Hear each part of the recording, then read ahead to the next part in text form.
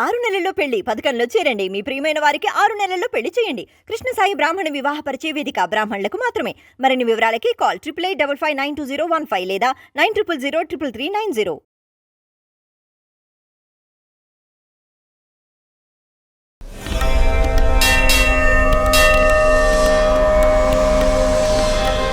ఈహ భక్తి ప్రేక్షకులకు నమస్కారం. ఈరోజు మనం పూజ విధానం ఏంటి, దాన్ని ఎలా చేయాలి, ఏ విధంగా చేస్తే ఎలాంటి ఫలితం వస్తుంది, ఇవన్నీ మనతో ఉన్న స్పెషల్ గెస్ట్తో మాట్లాడి తెలుసుకుందాం. ఆయన ఎవరో కాదు, రుక్మాంగదరావు గారు, ప్రముఖ తంత్ర జ్యోతిష శాస్త్ర నిపుణులు. ఆయన మనతో ఈరోజు ఉన్నారుగా, ఆయనతో మాట్లాడి మనం ఈరోజు చాలా విషయాలు తెలుసుకుందాం. నమస్తే సార్. ఈహా టీవీ చూసిన ప్రేక్షకులందరికీ హృదయపూర్వక ధన్యవాదాలు. చెప్పండి సార్, పూజ ఎలా చేయాలి అంటారు? పూజ అనేది దేశకాల మన పరిస్థితులు బట్టి ప్రపంచంలో పలు సాంప్రదాయాలు, పలు మతాలు, పలు కులాలు, పలు ఆచారాలు అనేవి కొన్ని వేలకు వేలు ఉన్నాయి. అవును. మరి వాటన్నింటిని గురించి మాట్లాడాలంటే మనకి సమయం చాలదు, మనకు తెలియని కూడా తెలియదు.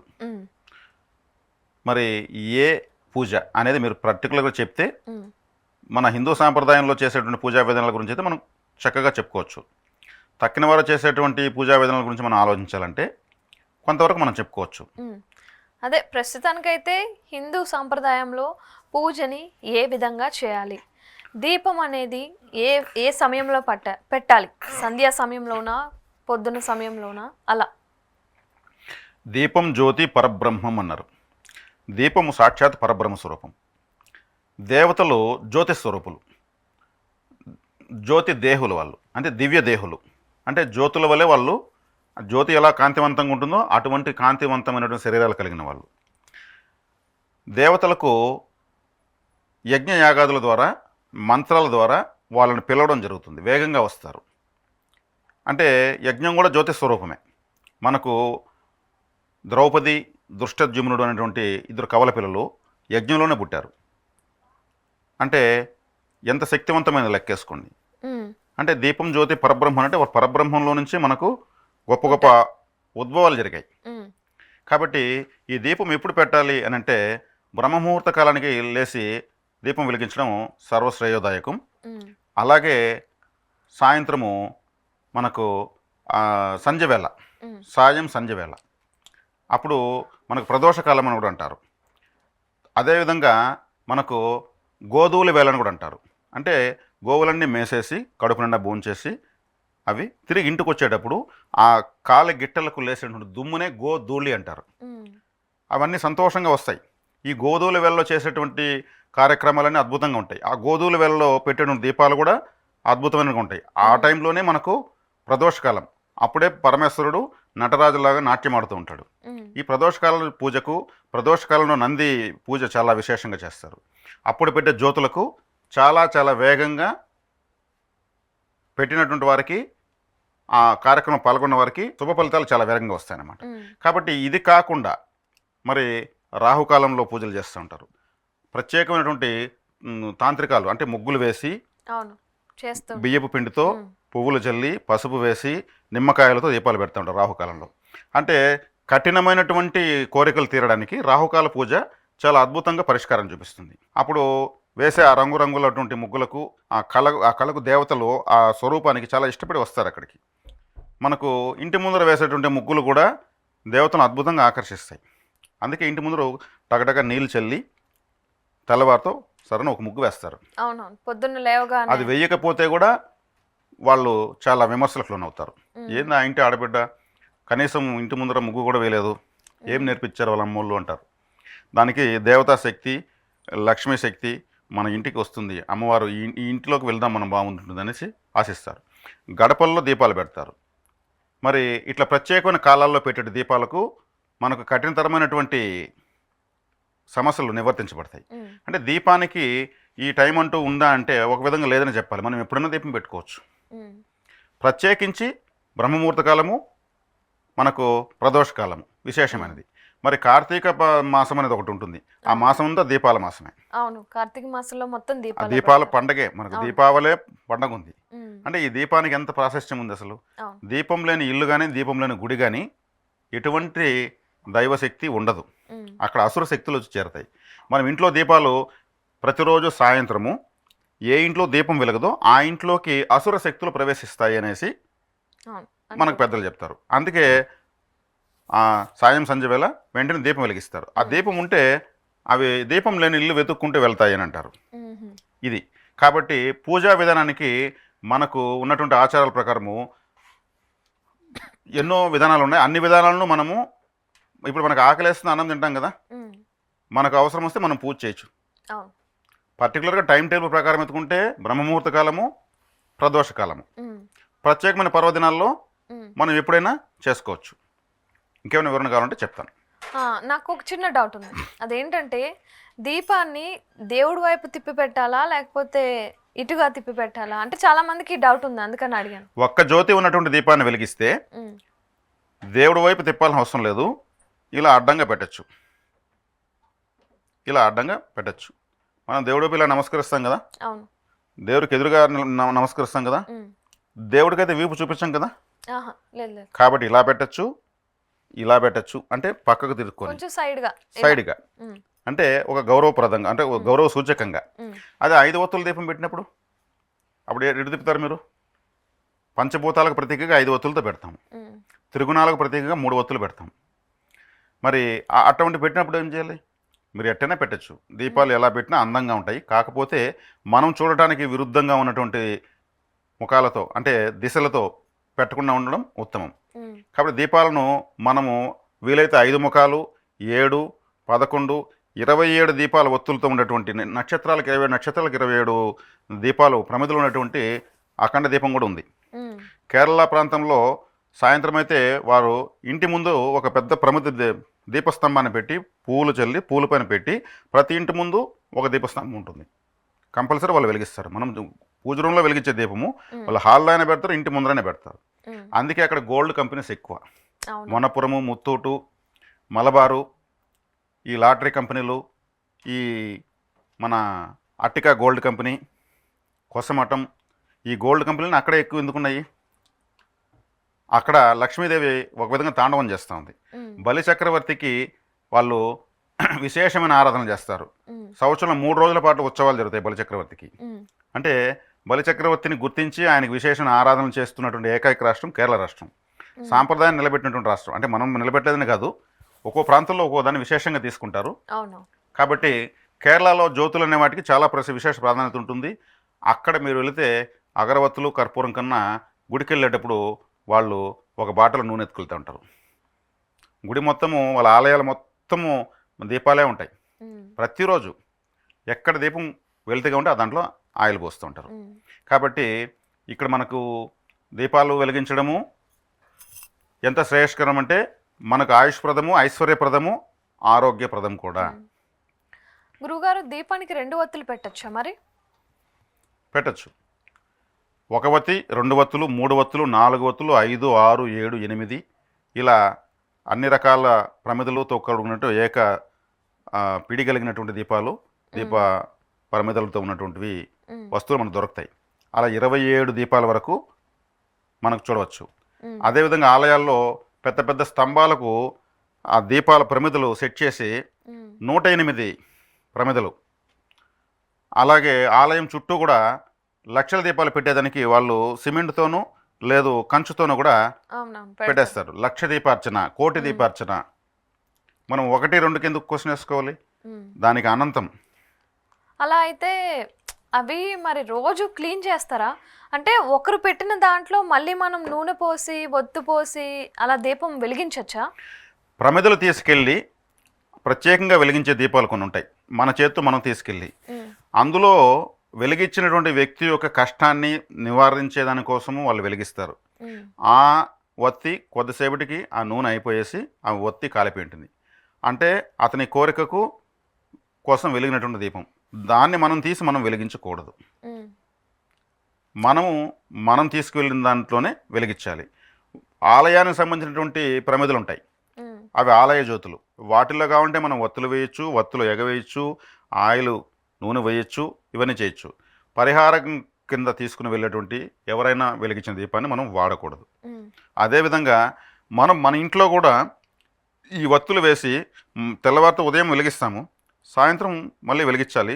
తెల్లవారు వేసిన వత్తి ఆరిపోయి ఉంటుంది, దాన్నే తిరిగి నలిపేసి వేయకూడదు, వెలిగించకూడదు. అది అది ఒక విధంగా ఎక్స్పైరీ లెక్క. దాన్ని తీసి పారేసి మళ్ళీ కొత్త వత్తి వేయాలి. తర్వాత మనము కొన్ని పుల్లలతో వెలిగిస్తూ ఉంటాం. అంటే ఒకే పుల్లతో అన్నీ వెలిగిస్తూ ఉంటాం. ఒక్కొక్క వత్తికి ఒక్కొక్క పుల్ల వెలిగించడం ఉత్తమం. ఓకే. తర్వాత ఆ వత్తి నలిపినప్పుడు ఈ గోరటిలోకి నూనె వెళ్ళకూడదు, దాన్ని నీట్గా తుడుచుకోవాలి. దీపంలో ఉన్న నూనె గోటిలోకి వెళ్ళకూడదు, గోట్లో కూడా మట్టి ఉండకూడదు. తర్వాత ఆ ప్రమిదను మనము శుభ్రంగా ఒక నూలు బట్టతో తుడుచుకోవడం ఉత్తమం. లేదంటే నిమ్మపండు, ఉప్పు, చింతపండు ఇట్లాంటి వాటితో శుభ్రం చేసుకోవాలి. కొన్ని పౌడర్స్ వచ్చినాయి, కంపెనీల పేర్లు చెప్పకూడదు, వాటిని వేసి కడగడం వల్ల వాటి కెమికల్ అనేటువంటి ప్రభావం వాటికి లోనవుతుంది. దీపాలు కూడా త్వరగా అరిగిపోతాయి. ఇవి దీపాల దగ్గర తీసుకున్న కనీస జాగ్రత్తలు. ఒక పుల్లతో 5-6 దీపాలు కాకుండా ఒక్కొక్క దానికి ఒక్కొక్క. ఇప్పుడు దీపపు కుందలు ఉంటాయి కదా, దీపపు కుందలు అనేవి రోజు శుభ్రం చేయాలి కదా. ఇప్పుడు పొద్దున్న ఒక దాంట్లో దీపం పెట్టి దాన్ని మళ్ళీ కడగకుండా సాయంత్రం అలా పెట్టచ్చా, పెట్టకూడదా? ఖచ్చితంగా అడిగితే పెట్టకూడదు. కానీ ప్రతి శుక్రవారానికి ఒకసారి పూజ సామాన్లన్నీ తీసుకెళ్ళి ఒక్కసారిగా శుభ్రం చేసి అక్కడ ఉన్నటువంటి కలశం, చెంబులు, దీప ప్రమిదల కింద పెట్టేటువంటి తట్టలు, నైవేద్యం పెట్టేటువంటి పాత్రలు అన్నీ కూడా ప్రత్యేకంగా అదే పనిగా తోమి ఎండలో ఆరబెట్టడం నేను ఎన్నో కుటుంబాల్లో, బ్రాహ్మణ కుటుంబాల్లో, మరెంతో మంది గొప్పవారి కుటుంబాలు నేను చూశాను. శుక్రవారం అనేది ప్రతి వారము ఒకసారి వాటిని రిఫ్రెష్ చేసి పెట్టినట్టు ఉంటుంది. కానీ ప్రతిరోజు అక్కడ జిడ్డుగా లేని మరకలు లేకుండా చూసుకోవడం చాలా ఉత్తమం. కానీ ప్రతిరోజు అదే పనిగా చేయాలంటే కూడా చేయలేరు.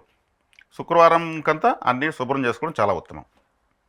కానీ రోజువారీ కడగాలి కదా. ఎందుకంటే నేను విన్నది ఏంటంటే, ఇప్పుడు మా అమ్మగారు ఏం చేస్తారు, రోజు కూడా ఈ దీపం కుందే అనేది కడుగుతారు. ఎందుకు అంటే ఇప్పుడు మనం ప్లేట్లో తింటే ప్లేట్ ఎంగిలైనట్టే, దీపంలో పెట్టాక కూడా అది మరుసటి రోజుకి అలానే పెట్టకూడదు, కడిగి పెట్టి మళ్ళీ దీపం వెలిగించాలి అని అంటారు. ఇక్కడ మీరు అన్నది కరెక్టే. ప్రమిదలను మనం నీటితో కడిగితే ఆ నూనె మరకలు పోవు. ఒక శుభ్రమైనటువంటి నూలు బట్ట పెట్టుకోవాలి. నూలు బట్ట పెట్టి వాటిని శుభ్రంగా తుడుచుకోవచ్చు ఒకటి. లేదు మనము ఆలయాల్లో చేసిన విధంగా ప్రతిరోజు అర్చకుల వారు ఎలాగైతే తూచా తప్పకుండా చేస్తారో అలా చేసుకోగలిగితే ఏ రోజుకి ఆ రోజు శుభ్రత బాగా ఉంటుంది. అది మనం చేసుకునే ఓపిక మనకు కావాలి. అలా చేసుకుంటే మాత్రం చాలా మంచి ఫలితాలు పొందొచ్చు. రోజువారీ శుభ్రత చేసుకోవాలి. అదొక మన జీవితంలో, మన కుటుంబంలో అది చాలా ముఖ్యమైనటువంటి పనిగా భావించి చేసుకోవడం. దీపాలు పెట్టడం వల్ల చాలా వేగంగా మనం ఫలితాలు తీసుకోవచ్చు. ఇప్పుడు నైవేద్యం పెట్టేటప్పుడు కూడా ఒక అరటిపండు ఉంటే ఈ అగరత్తులు అనేవి దాన్ని గుచ్చి పెడతారు. అది చాలా తప్పు అంట కదా, చాలా పాపం అంట కదా. పండు అనేది పుష్పం ఫలం తోయం, పుష్పం పత్రం ఫలం తోయం అన్నారు భగవంతుడు. పండుకు అంటే అది మెత్తగా ఉంటుంది, దాంట్లో గుచ్చేయడానికి సులభంగా ఉంటుంది, గుచ్చేస్తారు. అలా చేయడం కరెక్ట్ కాదు. అంటే నైవేద్యాన్ని మనం గాయపరిచినట్టు లెక్క. అరటి పండు పెట్టినా, ఏ పండు పెట్టినా కొద్దిగా తోలు అలా ఒలిచి కొద్దిగా అట లేపి కొద్దిగా తీసి పెడతారు. దాంట్లో మనం పుల్లలు గుచ్చడము, ఆ పుల్లలు గుచ్చుకొని ఆ పండు కూడా నల్లగా అయిపోవడము, ఇవన్నీ కరెక్ట్ కాదు. చిన్న చిన్న తప్పులు తెలియక చేసినా వాటి వల్ల మనకు చికాకులే తప్పితే ఫలితాలు అయితే ఉండవు. మేము ఎన్నో పూజలు చేస్తున్నాము, మేము పూజలు చేసినా మాకు ఫలితం లేదు, దేవుడు కరుణించలేదంటే మనకు తెలియక చేసినా కానీ చేసే పొరపాటు వల్ల భగవంతుడు కాస్త చికాకు చెందాడంటే మన వైపు చూడడు. కాబట్టి ఇవన్నీ తెలుసుకొని చాలా సులభమైన విషయాలే ఇవి. వీటిని ఆచరించకపోవడం వల్ల మనకు చాలా మనక్లేశాలు ఇంట్లో కలుగుతాయి. కొబ్బరికాయ కొట్టే విధానం ఏంటి? కొబ్బరికాయ కొట్టడానికి విధానం అంటే, భగవంతుడికి మనం నైవేద్యంగా పెట్టాలనుకున్నప్పుడు పూర్తిగా దానిపైన పీసు తీసేసి ఈనెలు ఉంటాయి, 3 ఈనెలు వస్తాయి. ఈయన పైన కొట్టడం వల్ల ఖచ్చితంగా పగులుతుంది. ఈయన చూసి కొట్టు అంటారు పెద్దవాళ్ళు. అలా కొట్టి తర్వాత ఆ వెనకాల 3 కన్నుల పైన మళ్ళీ టెంకాయ పీసు ఉంటుంది. దాన్ని తీసేస్తే మనకు మన 3వ నేత్రం, జ్ఞాన నేత్రం, మనకి ఎట్లయితే 2 కన్నులు 3వ నేత్రం ఇక్కడ ఉంటుందో కొబ్బరికి కూడా అలా ఉంటాయన్నమాట. మన యొక్క మనసును తెలియజేసేది కొబ్బరి స్వచ్ఛంగా ఉంటుంది కదా. స్వచ్ఛమైనటువంటి మనస్తత్వంతో నా యొక్క 3వ నేత్రాన్ని, నాకు జ్ఞాననేత్రాన్ని ఓ తెరువు స్వామి, నాకు జ్ఞాన చక్షువుని అనుగ్రహించు, జ్ఞానాన్ని అనుగ్రహించు, అంటే అనేది దానికి అర్థం వస్తుంది. తీసి పెద్ద చెప్పు ఉంటుంది కదా, అది దక్షిణం వైపు అంటే ఎడమ చేయి వైపు పెట్టాలి. చిన్న చెప్పు ఉండేది కదా, అది కుడి వైపు పెట్టాలి. ఇలా పెట్టాలి. ఆ కొబ్బరి నీళ్ళు మనము ఒక చిన్న పాత్రలో కానీ ఒక గ్లాసులో కానీ పట్టుకోవచ్చు. స్వామివారికి నైవేద్యం ఇచ్చి తర్వాత మనం తీసుకోవచ్చు. ఒక్కోసారి కొట్టగానే మొత్తం పగిలిపోయి వెళ్ళిపోతాయి, దానిలో దోషం ఏమి లేదు. అలా వెళ్ళిన దానికి మనం బాధపడాల్సిన అవసరం లేదు. ఇప్పుడు మనం కొబ్బరికాయ కొట్టేటప్పుడు అందులో కొంచెం నల్లగా మారినట్లు వస్తూ ఉంటుంది కదా, అలా జరగడం వల్ల నిజంగా దోషాలు అవి ఉంటాయంటారా? మనకి కీడు జరిగే అవకాశం ఏమైనా ఉందా అలా చేస్తే? దీనికి ఖచ్చితమైన ఆధారం నాకైతే తెలియదు, కానీ ఇది మాత్రం ఫలితం మానసికంగా మనమైతే నిర్ణయించుకునేస్తాం. అయ్యో నేను తెచ్చిన కొబ్బరికాయ భగవంతుని దగ్గర చెడిపోయింది, అందులో నల్లగా ఉంది, అది కొబ్బరి లేకుండా నీళ్ళుగా అయిపోయింది, నాకేదో అశుభం జరుగుతుంది అని గట్టిగా నమ్ముతాం. అది కొంతవరకు ప్రభావం మనపై చూపిస్తుంది. కానీ అలా రాకుండా ఉండడం కూడా మంచిదే. ఎందుకంటే దేవుడికి నైవేద్యం చాలా పవిత్రమైనది. మనల్ని జన్మనిచ్చి మనకు జీవితాన్ని ఇచ్చి మనం ఉద్ధరించుకునేదానికి కావాల్సినటువంటి అనుగ్రహాన్ని ఇచ్చేటువంటి భగవంతుడికి ఆ విధంగా చెడిపోయినటువంటి నైవేద్యాలు అనేవి ఒక విధంగా మన క్లేశానికే గురవుతుంది. అదేవిధంగా ఈ కొబ్బరికాయ అనేది మీరు అడిగారు కాబట్టి, కొబ్బరికాయ ఇప్పుడు ఉదాహరణకు ఇంట్లో గొడవలు అవుతున్నాయి, పూజలు చేస్తున్నారు, మరి ఐకమత్యం లేదు, చిన్న విషయానికి ఎక్కువ అరుచుకుంటున్నారు. ఇప్పుడు భార్యాభర్తలే గొడవపడ్డారు. భార్యాభర్తలు గొడవపడితే వారి బెడ్రూమ్లో కొబ్బరికాయ ప్రతిరోజు నైవేద్యంగా వారి మంచం కింద పెట్టచ్చు, చాలా మంచిది. కానీ అది ఎవరు తినకూడదు. మరుసటి రోజు తెల్లవారితో ఉదయం పారేయాలి. అదేవిధంగా వంటిల్లు చాలా ఉత్తమమైనది, చాలా శ్రేష్టమైనది. ప్రతిరోజు అక్కడ కొబ్బరికాయ నైవేద్యం ఇవ్వచ్చు, తర్వాత తీసి దాన్ని దూరంగా పారేయాలి. అదేవిధంగా మన హాలు, అన్ని వైపుల నుంచి మనం హాల్లో తిరుగుతాం. రాత్రి ఏదో ఒక మూల దాన్ని పగలగొట్టి నైవేద్యంగా సమర్పించి ఒక మూల పెట్టేసి బయట పారేయాలి. మనం అలా కొట్టి పెట్టినప్పుడు కొద్దిగా కుంకుమ 2 చెప్పుల పైన వేసి పెట్టడం ఉత్తమం. కాబట్టి ఇంట్లో ఉన్నటువంటి చికాకులు వేగంగా ఎప్పటికప్పుడు తగ్గిపోవాలంటే కొబ్బరికాయను నైవేద్యంగా ఇవ్వచ్చు. చాలా అద్భుతమైన తాంత్రిక ఫలం అది. గడపలో కూడా మనం నిమ్మకాయలు ప్రతిరోజు కట్ చేసి అటువైపు ఒకటి ఇటువైపు ఒకటి పెట్టచ్చు. ఎటువంటి వ్యతిరేక శక్తులు ఇంట్లోకి ప్రవేశించవు. ఇవంతా కూడా మనకు చాలా తక్కువ ఖర్చుతో ఎంతో ఎక్కువ ఫలితాన్ని ఇస్తాయి. చూడటానికి చాలా అందంగా ఉంటాయి. ఇది గురువుగారు, ఇప్పుడు మనం దీపం పెడతాం కదా సంధ్యవేళలో, దీపం పెట్టాక తలుపులు వేసి ఉంచాలా తీసి ఉంచాలా? అంటే పెరట్లో తలుపు వేయకూడదని కొందరు అంటారు, పెరట్లో తలుపు వేసి ఉంచాలని కొందరు అంటారు. సో ఏం చేస్తే బెటర్? పెరట్లో తలుపు అన్నారు మీరు, ఇప్పుడు పెరట్లో తలుపులే పెట్టడం లేదు. ఫస్ట్ పాయింట్ అంటే పాతకాలము మనకు పెరడు అనేది మన ఇంటి వెనకుండేది, అటువైపు తీసే అంటే అలక్ష్మి వెళ్ళేటువంటి ప్రాంతం మార్గమని అనేవాళ్ళు. అంటే లక్ష్మీదేవి వెళ్ళిపోతుంది పెరట్లో తలుపు వేయకపోతే, అలక్ష్మి వచ్చేస్తుంది అంటే అలక్ష్మి వెళ్ళే ప్రాంతం మళ్ళీ అలక్ష్మి వచ్చేస్తుంది, లక్ష్మీదేవి వెళ్ళిపోతుంది, ఇట్లాంటి కొన్ని వాదనలు ఉన్నాయన్నమాట. కాబట్టి ఇప్పుడు పెరడే లేనప్పుడు పెరట్లో తలుపు గురించి మనం చెప్పినా పెరట్లో మనం మూయలేం కదా. ఇప్పుడు మన ప్రధాన ద్వారం తెరిచి ఉంచడం చాలా మంచిది. మనం ఇంతకుముందే అనుకున్నాం, అసుర శక్తులు ఏ ఇంట్లో దీపం పెట్టలేదో ఆ ఇంట్లోకి ప్రవేశిస్తాయనేసి. మరి అసుర శక్తి వచ్చినప్పుడు మన ఇంట్లో దీపం చూస్తుంది, వెళ్ళిపోతుంది. లక్ష్మీదేవి లేదంటే దైవశక్తి వచ్చినప్పుడు మన ఇంట్లో ప్రవేశిస్తుంది. దైవశక్తి మనకు అనుకూలంగా ఇంట్లోకి రావాలి కాబట్టి మనం తెరిచి ఉంచాలి. తెరిచి ఉంచడం కూడా చాలా ఉత్తమం, చాలా అద్భుతమైనటువంటి అందంగా కూడా ఉంటుంది మా ఇల్లు. గురుగారు, ఉప్పు, నువ్వులు, నూనె ఇలాంటివి దానం తీసుకోకూడదు అని అంటారు కదా, మరి మనం దానం ఇచ్చేటప్పుడు పంతులు గారికి ఇస్తాం కదా, మరి అలా ఇవ్వచ్చా? మరి ఇది పరిహారం కిందనే ఇస్తారు వీటిని. దానం అంటేనే పరిహారము. మరి వీటిని దానం కంటే మన కర్మను మనం ఇస్తున్నట్టు లెక్క, అంటే మన కర్మను ఎదుటి వారు స్వీకరిస్తున్నట్టు లెక్క. అందువల్ల కొంతమంది పురోహితులు కూడా తీసుకోరు, నువ్వులు దానం ఇస్తే అసలు తీసుకోరు. నువ్వులు అంటే పితృధాన్యం, అది పితృదేవతలకు మనం తర్పణ వదిలేటప్పుడు నువ్వులు బొట్టనవేల పైన వేసి నీళ్లు వేసి తర్పయామి తర్పయామి తర్పయామి 3 సార్లు చెప్తాం. మన పితృదేవతల పేర్లు చెప్పి ఒక్కొక్కరి పేరు చెప్పి. కాబట్టి పితృధాన్యం కాబట్టి వాళ్ళు తీసుకోవడానికి ఇష్టపడరు. కొంతమంది తీసుకుంటారు. ఎవరు తీసుకుంటారంటే మన కర్మను తీసుకున్నా భరించగలిగే శక్తి ఉన్న వాళ్ళు తీసుకోవచ్చు. ఎందుకంటే వాళ్ళు ఒక గోవుకి ఎన్ని రోమాలు ఉంటాయో అన్నిసార్లు గాయత్రి జపం చేసి ఉన్నటువంటి పురోహితులు ఏ దానం తీసుకున్నా వాళ్ళకేం కాదని ఉండింది. ఇప్పుడు అంతటి గొప్ప వాళ్ళు నిష్ణాతులు ఎవరున్నారు? గోవు పైన ఎన్ని రోమాలు ఉంటే అన్ని రోమాలు అన్నిసార్లు గాయత్రి జపం చేసినటువంటి గొప్ప మహానుభావులు ఎవరున్నారు? ఇప్పుడు ఒకప్పుడు కాలంలో ఉండేవాళ్ళు, వాళ్ళు తీసుకునేవాళ్ళు. అంటే వాళ్ళకి అంత దైవశక్తి ఉంటుంది కాబట్టి మనం ఇచ్చేటువంటి కర్మ అనేది ఒక చిన్న విషయమే వాళ్ళకు. అంత శక్తి ఇప్పుడు ఎవరికి లేదు. కానీ ఇస్తున్న వస్తువులకైతే మనము పరిహారంగా మన కర్మ పోవాలి, మన దోషం పోవాలని ఇస్తాం మనం. అప్పుడేమి మన దోషాన్ని తీసుకున్నట్టే వాళ్ళు ఆ వస్తువుల రూపంలో. కాబట్టి వాళ్ళు తీసుకోరు. మనం కూడా సద్బ్రాహ్మణునికి దానం ఇవ్వాలి, సద్బ్రాహ్మణుడు దానం ఇవ్వాలని వేదాలు చెప్తున్నాయి, శాస్త్రాలు చెప్తున్నాయి. మరి సద్బ్రాహ్మణుడు అంటే నిత్య వేద గాయత్రి పారాయణ చేస్తున్నటువంటి వాళ్ళు, సంధ్యావందనాలు 3 వేళలా చేస్తున్నటువంటి వాళ్ళు, 4 వేదాలను సమగ్రంగా తెలుసుకున్న వాళ్ళు అని అర్థం దానికంతా. అట్లా ఇంకా ఎంతో వాళ్ళ యొక్క సాధన ఉండాలి. మరి అంతటి వాళ్ళని మనం వెతుక్కోవాలంటే కూడా మనకు దొరికేది చాలా కష్టం అవుతుంది. మరి ఇప్పుడు మన తంత్ర జ్యోతిషంలో భాగంగా ఇటువంటి వస్తువులను పారే నీటిలో వదలండి అని చెప్పడం జరుగుతుంది. పారే నీళ్ళు అంటే గంగాదేవి ఏమైనా స్వీకరిస్తుంది, ఏమైనా ప్రక్షాళన చేస్తుంది. గంగాదేవికి ఏ విధమైన దోషము లేదు, ఆమె దేనైనా భరించగలుగుతుంది. కాబట్టి మనం దానం ఇచ్చేటప్పుడు ఎవరైనా తీసుకోలేదంటే వాళ్ళకి అంత శక్తి ఉందో లేదో మనం కూడా తెలుసుకుని ఇవ్వాలి. మన కర్మను మనం ఇస్తున్నాం, మనం వస్తువులను కాదు. ఇది ఇందులో ఉన్నటువంటి పరమార్థం. ఒకవేళ మన ఇంట్లో వస్తువులు నిండుకున్నట్లయితే, అంటే ఉప్పు కానీ, కారం కానీ, నూనె కానీ ఇవి మన ఇంట్లో నిండుకున్నట్లయితే పక్కింటి వాళ్ళని అడిగి తెచ్చుకోవచ్చా లేదా? పక్కింటి వాళ్ళని అడిగి తెచ్చుకోవచ్చా లేదంటే ఇందులో చాలా చాలా చమత్కారాలు ఉన్నాయి. కొంతమంది బాగా బతుకుతున్న వాళ్ళ ఇంటికి వచ్చి దీపాలు పెట్టిన తర్వాత పెరుగు కొద్దిగా ఇవ్వండి, మేము సేమరు వేసుకోవాలని అడగడము, ఉప్పు అడగడము, ఇట్లాంటి పవిత్రమైన పసుపు కుంకుమ అడగడము, పసుపు కుంకుమ ఇవన్నీ అడగడము. ఇవ్వరు. దీపాలు పెట్టిన తర్వాత ఇవన్నీ ఇవ్వకూడదు.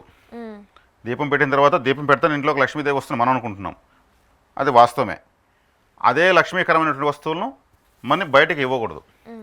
కొంతమంది పెద్దవాళ్ళు లేనప్పుడు, పిల్లలు మాత్రం ఉన్నప్పుడు చూసుకొని వచ్చి వాళ్ళని అడిగి గడ్డం పట్టుకునేసి తీసుకుని వెళ్ళిపోతారు.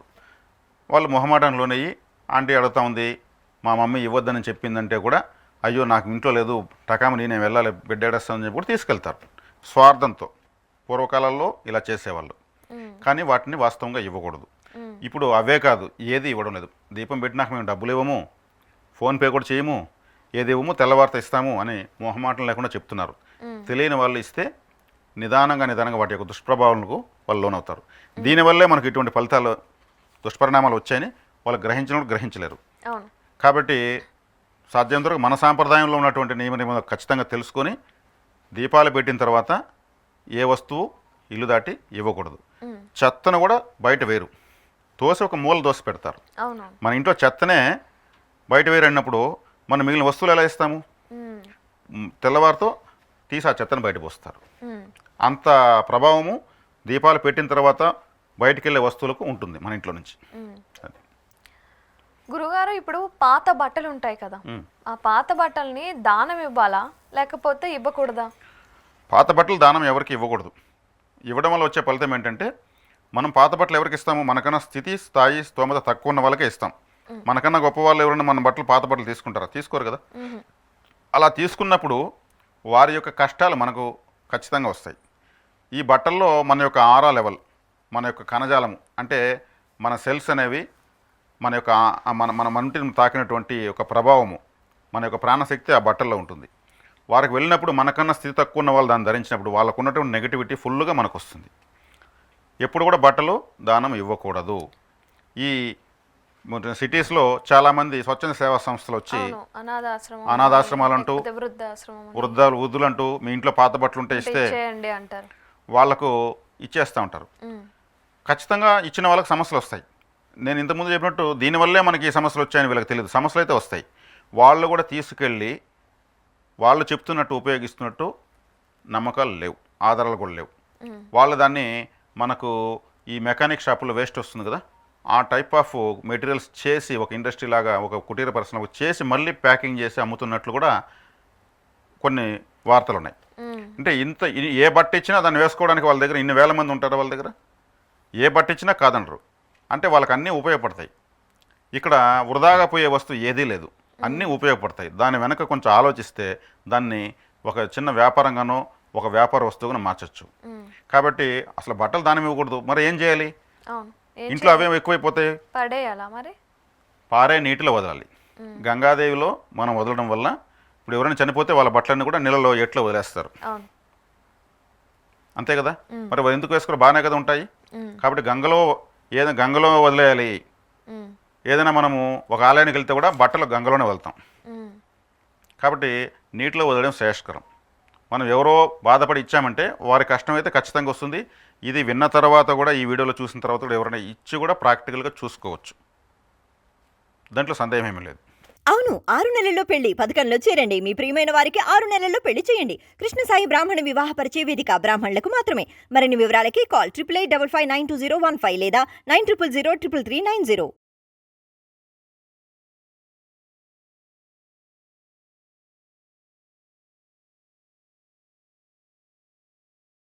అవును, 6 నెలల్లో పెళ్లి పథకంలో చేరండి. మీ ప్రియమైన వారికి 6 నెలల్లో పెళ్లి చేయండి. కృష్ణ సాయి బ్రాహ్మణ వివాహ పరిచయ వేదిక బ్రాహ్మణులకు మాత్రమే. మరిన్ని వివరాలకి కాల్ 8855592015 లేదా 9000333990.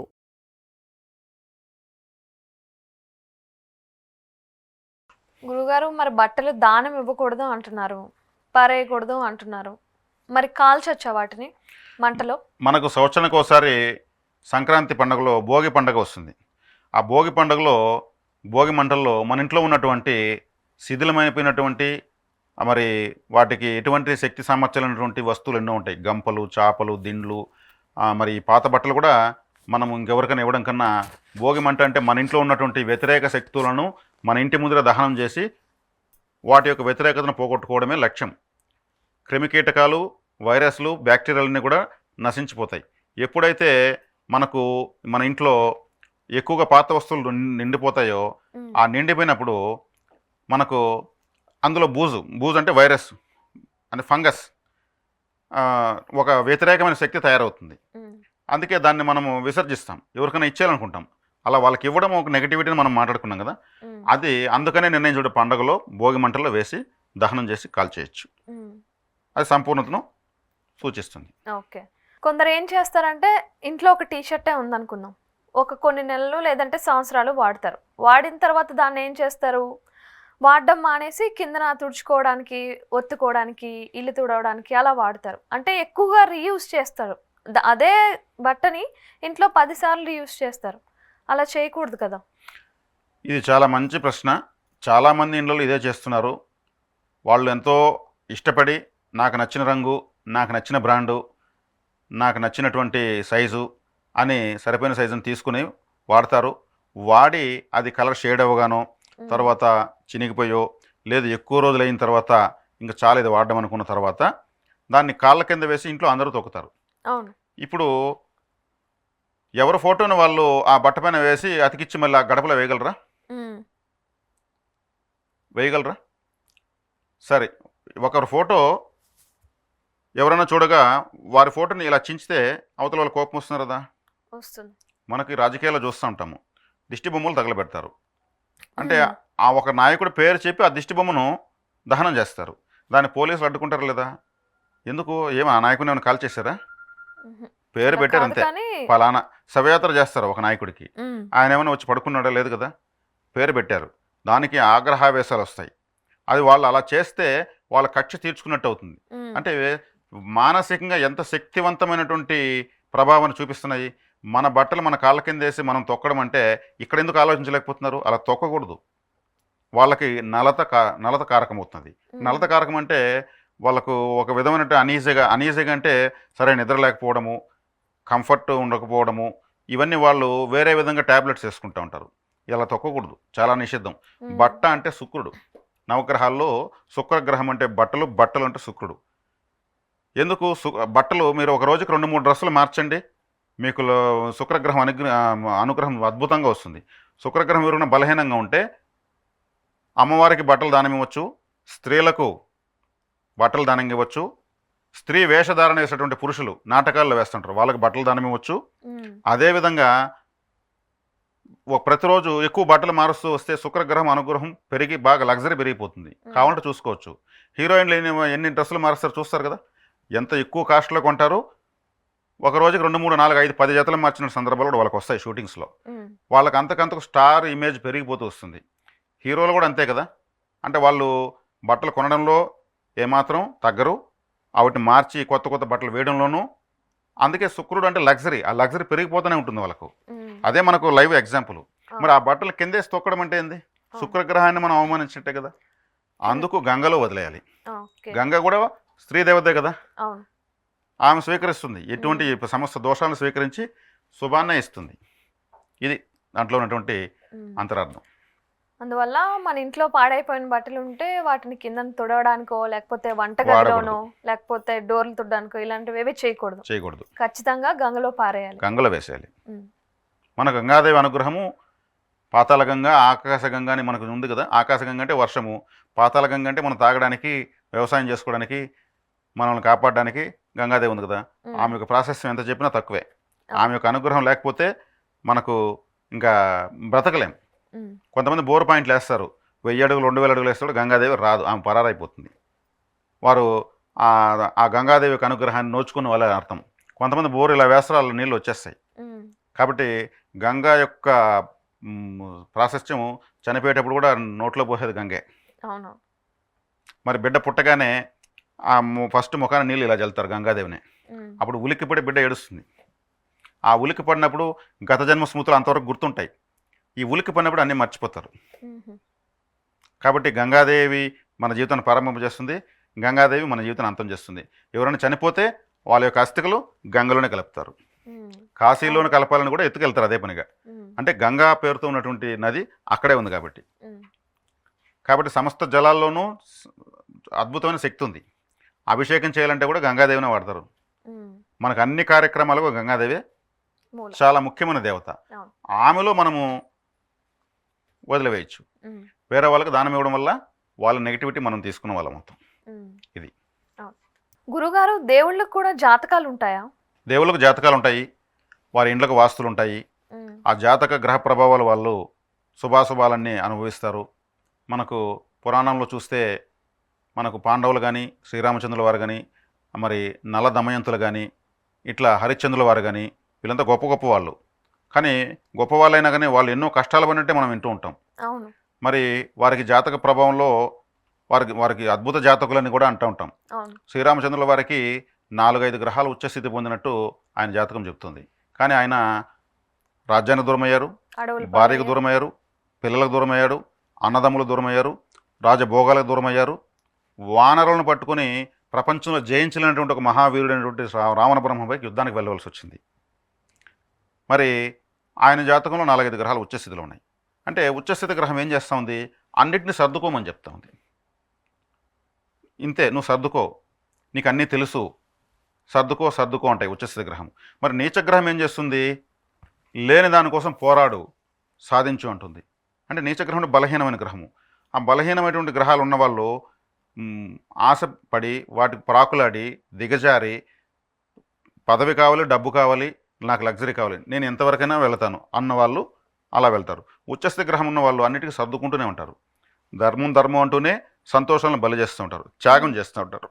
మరి ఇక్కడ గ్రహ సిద్ధాంతాలను వాళ్ళు పరిహారాల వైపు కాకుండా జీవితాన్ని జీవితంగా తీసుకుని అనుభవిస్తారనమాట ఉచ్చస్థితి గ్రహాలు ఎక్కువ ఉన్న వాళ్ళు. ఇప్పుడు ఉచ్చస్థితి గ్రహం చూసిందంటే మేము జాతకంలో తమిళంలో ఒక మాట ఉంది, ఉచ్చత్తై పాత్త జాతకర్ బిచ్చత్తై ఎడుక్కరారు అంటారు. అంటే ఉచ్చస్థితి గ్రహం చూస్తే జాతకుడు భిక్షం ఎదుగుతాడని. అంటే ఉచ్చస్థితి గ్రహము అంటే 2 బలమైన గ్రహాలు ఎదురు చూసుకుంటే భిక్షం ఎప్పుడు ఎత్తారు? రాజకీయ నాయకులే.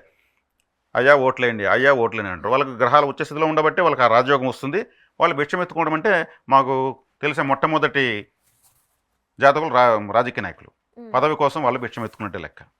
అంటే ఇక్కడ గ్రహాలు పనిచేసి వాళ్ళ సౌఖ్యాలన్నింటినీ పోగొట్టినా చివరికి శాశ్వతంగా యుగయుగాలకు వాళ్ళ చరిత్ర నిలిచిపోయేటువంటి ఫలితాలను ఇస్తాయన్నమాట, శాశ్వత ఫలితాన్ని ఇస్తాయి. ఇప్పుడు మనకు దుర్మార్గుల రాజులకు గుళ్ళు గోపురాలు లేవు, వాడిని ఆదర్శంగా తీసుకోం. చెడు విషయాలకు ఎగ్జాంపుల్గా చెప్పుకుంటాం. మరి గొప్ప విషయాలకు మనం ఆదర్శంగా తీసుకోవాలన్నా ఒక జ్ఞానాన్ని, ఒక క్రమశిక్షణని, లేదా జీవితానికి మనము రోల్ మోడల్గా తీసుకోవాలన్నా వీళ్ళనే తీసుకుంటాం. అంటే శాశ్వత ఫలితాలని, అంటే గ్రహాలు ఇక్కడ జాతకాలు పనిచేస్తున్నాయి. మరి వాళ్ళ సౌఖ్యాలని బలి చేసి కూడా, త్యాగం చేసి కూడా గొప్ప వాళ్ళగా నిలిచిపోయారనమాట. అదేవిధంగా వాళ్ళకు వాస్తు పనిచేయదా అంటే ఇప్పుడు రావణ బ్రహ్మ ఉన్నాడు శ్రీలంకలో. ఆయన ప్రపంచంలో ఎవరో జయించలేనటువంటి స్థాయికి వెళ్ళాడు. హనుమంతుల వారు సీతాదేవి అన్వేషణ కోసం వెళ్ళారు. శ్రీలంకకు వెళ్ళారు. వెళ్ళినప్పుడు ఆయన ఒక సిబిఐ ఆఫీసర్, హనుమంతుల వారు ఒక సిబిఐ ఆఫీసర్, రామదూత. ఆయన వెళ్ళినప్పుడు ప్రతి ఒక్కటి గమనించాలి కదా. ఒక సీతాదేవినే కాకుండా అక్కడ ఉన్నటువంటి శత్రువు యొక్క బలాబలాలు, వారి యొక్క రహస్యాలను ఛేదించాలి కదైనా, అవును. అవన్నీ తెలుసుకుని కదా రావాలి. కాబట్టి చూచి రమ్మని పంపించితే కాల్చి వచ్చాను అని హనుమంతుల వారికి ఒక మాట చెప్తారు. ఆయన అన్నీ చూసి, ఆయన మహాజ్ఞాని, సాక్షాత్ పరమేశ్వరాంశ సంభూతుడైన రుద్రవీర్య సంభూతుడు అనమాట ఆయన. మరి అక్కడ వాస్తు చూసి రావణ బ్రహ్మ యొక్క కోట, ఆయన యొక్క రాజ్యం యొక్క నిర్మాణం చూసి ఆశ్చర్యపోయేసి, ఇతని బలము మొత్తము ఈ వాస్తులోనే ఉంది, తాను బలంగా ఉండే ప్రయోజనం లేదు, స్థాన బలం ఉండాలని వాస్తుశాస్త్రం చెప్తుంది. అంటే మనం ఎంతలావు ఎంత పొడవు ఉన్నామని కాదు, మనం ఉన్న ఇల్లు ఎంత చక్కగా వాస్తు ప్రకారం ఉన్నదనేది దాన్ని బట్టే మనకు ఉంటుంది. ఒక రాజకీయ నాయకుడికి కూడా అతనికి ఎంత డబ్బు ఉందనేది కాదు, అతను ఉన్నటువంటి పదవి అతనికి బలాన్ని సూచిస్తుంది. కాబట్టి వాస్తు అనేది రామాయణంలో చాలా విశేషమైన ప్రాచుర్యాన్ని పొందింది. ఆ వాస్తుని ఆయన తారుమారు చేశాడు హనుమంతుల వారు. ఎలా తారుమారు చేశారు? మిట్టగా ఉన్నటువంటి ప్రాంతాన్ని పల్లం చేసి, పల్లంగా ఉండాల్సిన దాన్ని మిట్ట చేసి, అక్కడ కాల్చేసి, అవన్నీ సరిదిద్దుకునేలోపు శ్రీరాముల వారిని తీసుకెళ్ళిపోయారు. అంటే వాస్తు మళ్ళీ ఆయన సక్రమంగా చేసుకోకూడదు. అంటే వాస్తుకు అంత శక్తి ఉంది. కాబట్టి వాస్తుకు చాలా ప్రాధాన్యత పురాణాల్లో ఇచ్చారు. అదేవిధంగా మహాభారతంలో మయసభ కట్టారు ధర్మరాజుల వారు మయబ్రహ్మ చేత. అక్కడ ఆయన రాజసూయాగం చేసి అందరి అతిథులు పిలిచి విందిచ్చారు. దుర్యోధన చక్రవర్తి కూడా వచ్చాడు. ఎందుకంటే వాళ్ళ సహోదరుడే కాబట్టి, వాళ్ళ పెద్దనాన్న కొడుకు కాబట్టి. ఆయన దుర్యోధన చక్రవర్తి, ఆయన ఒక రాజ్యానికి రాజు.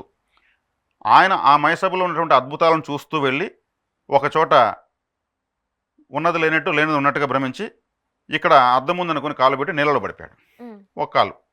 అప్పుడు ద్రౌపదీదేవి నవ్వడము అనేది మనకు సినిమాలో చూపిస్తూ ఉంటారు, పెద్దలు చెప్తూ ఉంటారు. అప్పుడు దుర్యోధన అవమానంగా భావించి అక్కడి నుంచే పూర్తిగా మహాభారతం మారిపోయింది. వాస్తు ప్రాబ్లం వల్లనే మహాభారతం ఒక సంగ్రామం వరకు దారితీసింది. అదే అవమానం జరగకుండా ఉంటే, అదే ద్రౌపదీదేవి నవ్వకుండా ఉంటే దుర్యోధనుడు మామూలుగా భోంచేసి వెళ్ళిపోయాడు కదా. అంటే మయబ్రహ్మ, సాక్షాత్ మయబ్రహ్మ కట్టిన ఇల్లే వాస్తు ప్రాబ్లం ఉన్నట్టే కదా లెక్క. అక్కడ ఆ ఇంట్లోనే కదా వాళ్ళకు బీజం పడింది. జోదం ఆడాలని, వీళ్ళని అవమానించాలని, అడవుల పాలు చేయాలని, అవస్థల పాలు చేయాలని, ఏకంగా వాళ్ళని చంపేయాలనేసి కూడా బలమైన బీజం పడింది అక్కడే. అంటే మహాభారతం వాస్తు లోపంతో ఉంది. రామాయణం కూడా వాస్తు బలంతో ఉంది. రావణాసుడు యొక్క కోట, ఆయన నిర్మాణం అంతా అని మనకు తెలియజేస్తుంది అనమాట. కాబట్టి ఇక్కడ రాజులకు జాతకాలు ఉన్నాయి, వాళ్ళ కోటలకు వాస్తులు ఉన్నాయి, వాటికి ప్రభావాలు ఉన్నాయి. వీటిని ఇంకా చర్చించుకుంటే ఎక్కడికి వెళ్తుంది, మనకు అర్థమైనంత వరకు ఇక్కడ వరకు చాలు. గురువుగారు, మీరు చెప్పిన దాన్ని బట్టి రాముడు జాతకం అనేది చాలా గొప్ప జాతకం. మరి అలాంటి మనిషి అడవుల పాలు ఎందుకు అయ్యాడు? శ్రీరామచంద్రుల వారు సాక్షాత్ శ్రీ మహావిష్ణువు. దశావతారాల్లో ఆయనది శ్రీరామ అవతారం ఒక అవతారం. రావణ బ్రహ్మ, కుంభకర్ణుడు ఎవరో కాదు. మనకు వైకుంఠంలో శ్రీ మహావిష్ణువు యొక్క ద్వారపాలకులు జయుడు, విజయులు. ఈ జయ విజయులే శాపవశం చేత రావణ కుంభకర్ణులుగా, హిరణ్యాక్ష హిరణ్యకశపులుగా, శిశుపాల దంతర్వక్తులుగా 3 జన్మలు అసుర జన్మలు ఎత్తి వేగంగా వైకుంఠంకు రావాలని వాళ్ళు కోరుకున్నట్టుదే ఈ జన్మల యొక్క అంతరార్థం. మరి వాళ్ళ అసుర జన్మ ఎత్తినా కానీ శ్రీహరిని ద్వారపాలకులుగా ఉన్నప్పుడు ఆయన హరినామస్మరణ చేస్తూ ఉంటారు కదా వైకుంఠంలో. మరి వైకుంఠంలో ఒకానొక సందర్భం జరిగింది.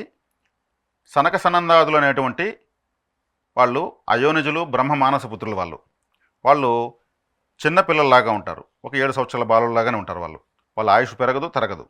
వాళ్ళు దిగంబరులుగా ఉంటారు. వాళ్ళు బ్రహ్మ మానసపుత్రులు కాబట్టి మహా తపస్సంపన్నులు. వాళ్ళు మహావిష్ణువు దర్శనం కోసం వెళ్తారు వైకుంఠానికి. వెళ్ళినప్పుడు వాళ్ళని అనుమతించరు ఈ జయ విజయులైనటువంటి ద్వారపాలకులు. అనుమతించకపోయినప్పుడు వాళ్ళు ఆవేశానికి లోనయ్యి శపిస్తారు, మీరు భూలోకంలో రాక్షసులై పుడుదురుగాక అని.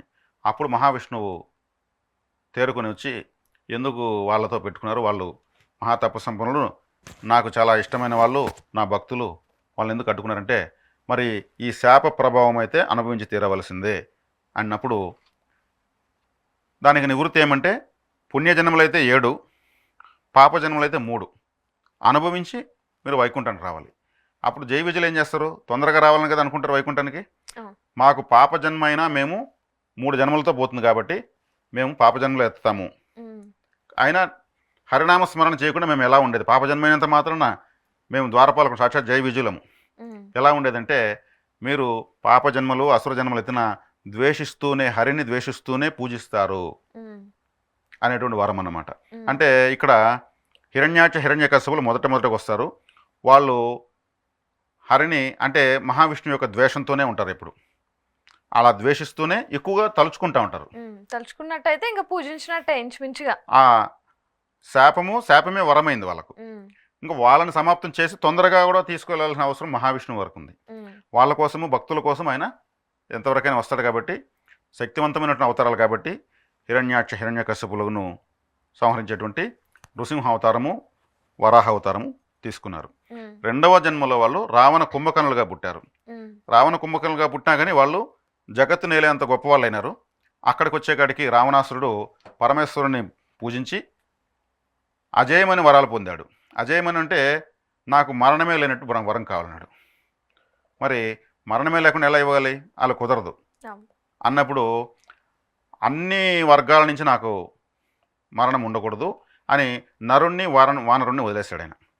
అంటే దేవతల్లో ఏం చేయలేనప్పుడు ఒక మనిషి ఒక కోతి ఏం చేస్తుంది ఉమ్, అంటే మనిషి కోతిని కూడా నేను కోరుకుంటే నేను భయానికి లోనట్టే. ఇంత శక్తివంతమైన ఆయుధాలు ఉన్నటువంటి దేవతలు ఏం చేయలేనప్పుడు ఒక సామాన్య మానవుడు, ఒక వానరుడు అడవిలో ఉంటాడు, నరుడు సమాజంలో ఉంటాడు, మన పరిపాలనలో ఉంటాడు. మనల్ని చేయగలుగుతాడు. నరుడిని వానరుడిని వదిలేసి తతమా విషయాల్లో ఆయన మరణం లేకుండా వరం తీసుకుంటాడు. అప్పుడు ఆయన అవకాశం ఎక్కడిచ్చాడు? నరుడు వానరుడుగా పరమశివుడు, నరుడుగా నారాయణుడు శ్రీరాముడుగా పుట్టి వాళ్ళిద్దరూ కలిసి అడవిలో కలిసి ఆయన పైకి పోసి వాళ్ళని సంహరించి అవతార సమాప్తి చేసి మనకు ఎన్నో పురాణం ద్వారా మనం నేర్చుకోవాల్సిన ఎన్నో విషయాలు రామాయణం ద్వారా మనకు తెలియజేశారు. తర్వాత శిశుపాల దంతభక్తులు అక్కడికి వచ్చేకాడికి మూడో జన్మ. వాళ్ళు శ్రీకృష్ణుని మేనత్త కొడుకులు. శ్రీకృష్ణుని ద్వేషిస్తూనే వాళ్ళు ఆయన చేతుల్లో చనిపోతారు. ఉమ్, అంటే శ్రీకృష్ణుడు చెప్తాడు, నన్ను 101 మార్లు ఎప్పుడు ద్వేషిస్తే అప్పుడు నేను చంపేస్తాననేసి. ఉమ్, అప్పుడు ఆయన ఒక సభలో శ్రీకృష్ణుని ద్వేషిస్తారు. ఆయన గౌరవించినప్పుడు శ్రీకృష్ణుడు వారు అక్కడ పెట్టినటువంటి సాంగ్యానికి పెట్టినటువంటి తాంబూలంలో ఉన్నటువంటి ఒక్కలు 108 పెడతారు కరెక్ట్గా. ఉమ్, ఆ ఒక్కలు అయితే పక్కన పెడతా ఉంటాడు, ఆయన తిడుతూ ఉంటాయి. ఉమ్, ఈ ఒక్కలు అయిపోతాయి. అంటే 108 ఆయన తిట్టేశాడు. ఉమ్, ఆటోమేటిక్గా ఆయన సుదర్శన చక్రం వెళ్ళి ఆయన శిరస్సును ఖండిస్తుంది. ఉమ్, అలా తన యొక్క భక్తులను, తన ద్వారపాలకులను కాపాడుకోవడం కోసం ఆయన అవతారాలు ఎత్తాడు. మరి రాముల వారు ఎందుకు అడవులకు వెళ్ళారు అంటే ఇక దీని వెనక ఇంత చరిత్ర ఉంది. ఉమ్, సాక్షాత్ శ్రీ మహావిష్ణువే ఎత్తవలసి వచ్చింది. ఉమ్, అక్కడ మనం అనుకుంటే రావణాసుడు రాముని ఇబ్బంది పెడుతున్నాడు అనేసి. అది తప్పదు, దైవ నిర్ణయం. అవును. అది ఇంకా తప్పదు అది. తప్పదు. దీని వరకు ఇంకా ఎంతో ఉంది చెప్పాలంటే, ఇప్పటి వరకు అర్థమయ్యే వరకు నేను కుదించి చెప్పాను అంతే. ఉమ్. గురువుగారు, తంత్ర జ్యోతిష్యము వాటి పరిహారాలు చూసుకున్నట్లయితే చాలా ఈజీగా ఉన్నాయి, అంటే ప్రతి ఒక్కరూ చేసుకునేలా ఉన్నాయి. కాబట్టి మా ప్రేక్షకుల కోసం మరొకసారి అవి చెప్తారా? తంత్ర జ్యోతిష్యం అనేది నేను ఇప్పటికి చాలా వీడియోలు మన ఈహాచి టీవీ ఛానల్ ద్వారా వదిలాను, చెప్పడం జరిగింది. మొట్టమొదట స్టార్టింగ్లో అంతా కూడా తంత్రం అంటూ ఉంటే ఏదో భయపడుతూ వచ్చారు. ఉమ్, ఇది ఇక్కడ భయపడాల్సిన అవసరం ఏం లేదు. తంత్రము అంటే మనం చేస్తున్న ప్రతి ఒక్క పని తంత్రమే. మన ఆకలికి ఏం చేస్తాము? అన్నం తింటాం, ఉమ్, అంటే అది ఒక తంత్రమే. దాహానికి నీళ్లు తాగుతాం, అదొక తంత్రమే. అంటే దేనికి ఏది చేస్తే సరిపోతుందో అది ఒక తంత్రం అన్నమాట. ఇవి మనకు సహజ సిద్ధంగా ఎవరికి ఏ నాలెడ్జ్ జ్యోతిశాస్త్రం తెలియని వాళ్ళు కూడా ఇవన్నీ చేసుకుంటారు సహజ సిద్ధంగా. ఉమ్, కాబట్టి వాటిని తంత్రము అని మనం ప్రత్యేకంగా అనుకోవడం లేదు. మన జీవితంలో వచ్చేటువంటి అధిగమించలేనటువంటి భరించలేనటువంటి కష్టాలకు కూడా చూపించే మార్గాలనే తంత్రాలు ఉంటున్నాం అంతే. వీటికి భయపడాల్సిన అవసరం లేదు.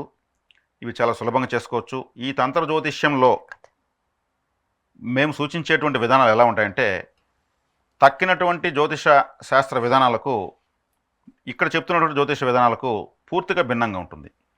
ఒక జాతకంలో వైనాశికం అనేదాన్ని మేము చెప్తాం. వైనాశికం అంటే వినాశనం. ప్రతి ఒక్కరి జాతకంలోనూ ఒక వైనాశిక నక్షత్రం ఉంటుంది.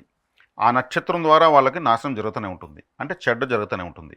ఆ నక్షత్రంలో భార్య వచ్చింది అనుకుందాం, వైనాశిక నక్షత్రంలో భార్య వచ్చేసింది.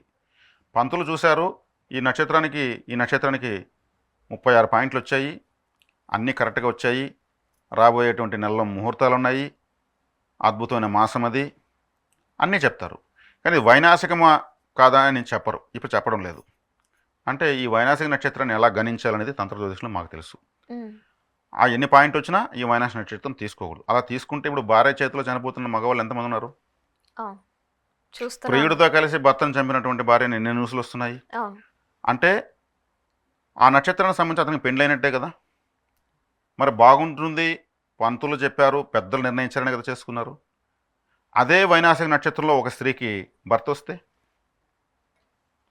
భార్యను హత్య చేసి పోలీస్ స్టేషన్కి వెళ్ళి సరెండర్ అయిపోయినటువంటి భర్త నేరుగా అనుమానంతో ఏదైనా కావచ్చు, వైధవ్యం రావడం ఏదైనా కావచ్చు, ఇలా ఒకరి చేతుల్లో ఒకరు చనిపోతున్నారు, ఒకరి చేతుల్లో ఒకరు దగాపడుతున్నారు.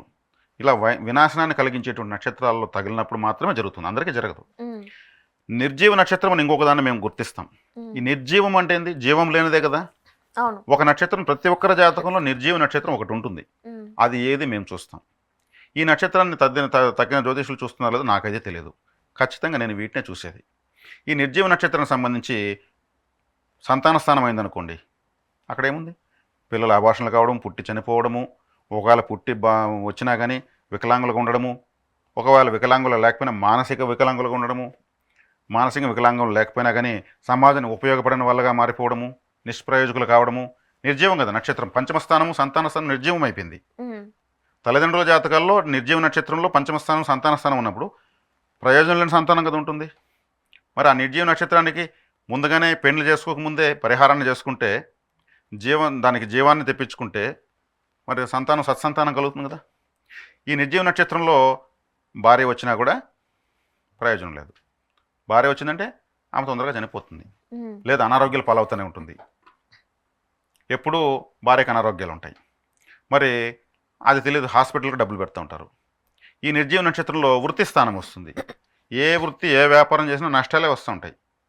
ఆ స్థానం నిర్జీవమైంది. ఈ నిర్జీవ నక్షత్రానికి సంబంధించిన గ్రహము ఎక్కడ ఉంటే అక్కడ నిర్జీవత్వాన్ని చేస్తుంది. ఆ నిర్జీవ నక్షత్రానికి సంబంధించిన గ్రహంతో ఏ గ్రహం కలిసినా, అంటే దొంగతో కలిస్తే దొంగతనాలు నేర్పిస్తాడు. నిర్జీవ నక్షత్రంతో కలిసిన గ్రహం ఏమో నిర్జీవమే అవుతుంది, ప్రాణం లేనిది అవుతుంది. కాబట్టి దాని పేరే నిర్జీవం అన్నది. ఎక్కడున్నా సరే అది ఎక్కడో చోట ఉంటుంది, అక్కడ మనకు ఫలితం ఉండదు. దీన్ని ఒకదాన్ని మేము గుర్తిస్తాం. ధన నష్టాన్ని కలిగించే నక్షత్రం, ప్రతి ఒక్కరికి ఒక నక్షత్రం ఉంటుంది.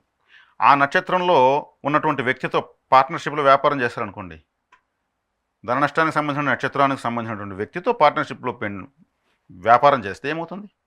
నష్టాలు వస్తాయి. సక్సెస్ఫుల్ బిజినెస్సే, ఆ వ్యాపారం ఎవరు చేసినా లాభాలు ఉంటాయి, వీళ్ళకి మాత్రం నష్టాలు వస్తాయి.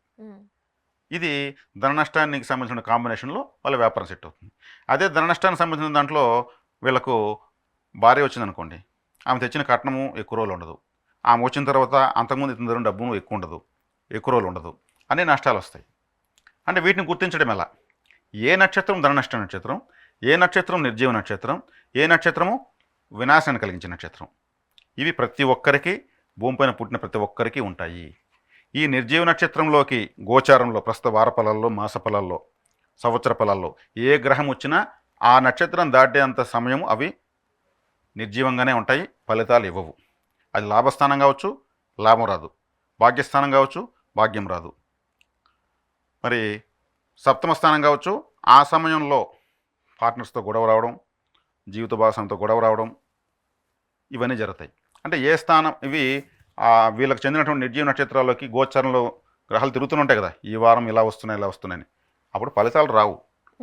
వార ఫలాల్లో చెప్తా ఉంటారు, మీకు సప్తమ స్థానంలోకి గురువు వచ్చేసాడు, అద్భుతం, ఆయన ఇంకా 6 నెలలు సంవత్సరం పాటు ఉంటాడు, అక్కడ మనకు అది నిర్జీవ రాశి ఉంటుంది. ఫలితం వీళ్ళకేమి ఉండదు. చూసి సంతోషపడుతూ ఉంటారు, మనకేదో చెప్తున్నారు బాగుంటుందంట అనేసి అంటా, కానీ అదేమి ఉండదు.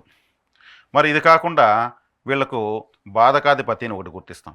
నవగ్రహాలు ఉన్నాయి కదా, దాంట్లో ఒక గ్రహం మాత్రం ప్రతి ఒక్కరిని బాధిస్తుంది. వాళ్ళ జీవితంలో, వాళ్ళ జాతకంలో ఒక బాధకాధిపతి ఉంటాడు. ఆ ఆయన పేరే బాధకాధిపతి, బాధించడం కోసమే ఒక గ్రహం ఉంది. ఆ గ్రహం ఎక్కడున్నా బాధించే పనే. అది లాభంలోకి వచ్చినా లాభాలను బాధించేస్తుంది, జన్మంలోకి వస్తే అనారోగ్యాలతో బాధిస్తుంది, ద్వితీయంలోకి వస్తే కుటుంబాన్ని బాధిస్తుంది, తృతీయంలోకి వస్తే అన్నదమ్ములతో మనల్ని బాధిస్తుంది, చతుర్థంలోకి వస్తే వాహనంతో మనల్ని బాధిస్తుంది, గృహంతో ఆ టైంలో గృహ, వాహన, మాతృ, విద్య అన్నీ కూడా బాధించబడతాయి. ఈ బాధకాధిపతిని మేము గుర్తిస్తాం. కాబట్టి ఈ బాధకాధిపతి ఎవరు అంటే వారి యొక్క వ్యక్తిగత జాతకంలోనే తెలుస్తుంది.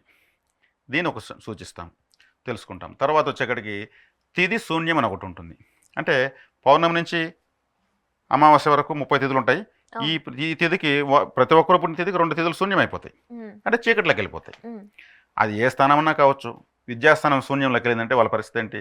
ఎంత చదివినా ప్రయోజనం ఉండదు, మళ్ళీ ఎగ్జామ్స్ రాస్తుంటారు.